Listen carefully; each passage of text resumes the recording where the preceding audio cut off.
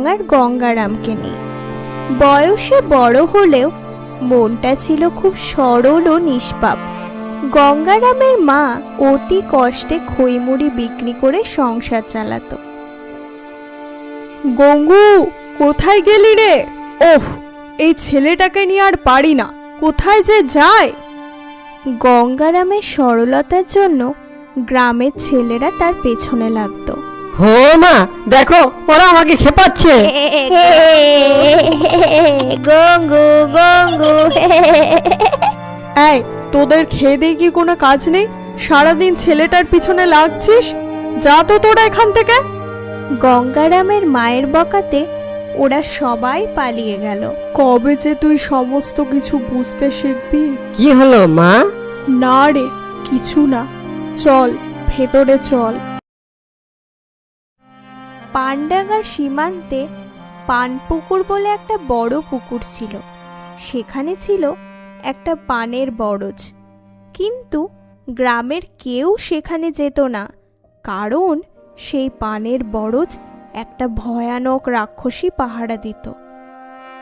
শোন গঙ্গু, তুই তো চারিদিক ঘুরে বেড়াস, কিন্তু ওই পান পুকুরের বরজে ভুলেও যাবি না। কেন মা? ওখানে যে যায় সে আর ফেরে না।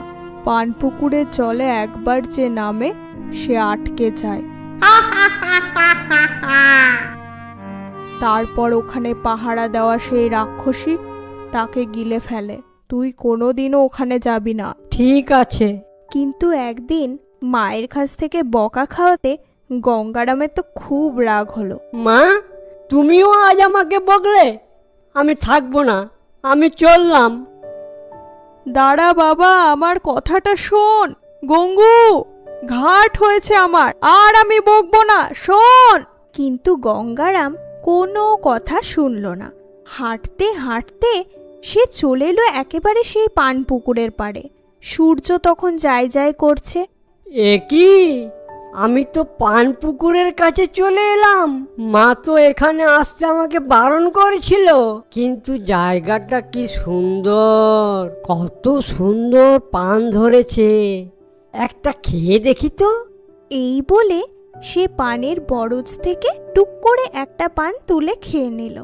বাহ, কি সুন্দর সুস্বাদু, এমন পান আমি জীবনেও খাইনি। সে যেই পানটা খেলো অমনি কারোর যেন কথা বলার শব্দ শোনা গেল।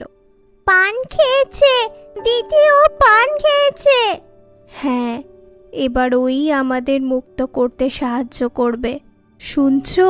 কে কে ডাকছো? এই যে তোমার সামনে। গঙ্গারাম দেখলো তার সামনে দুটো পানের মতো দেখতে প্রদীপ ভাসছে। তোমরা কি কথা বলছো? হ্যাঁ,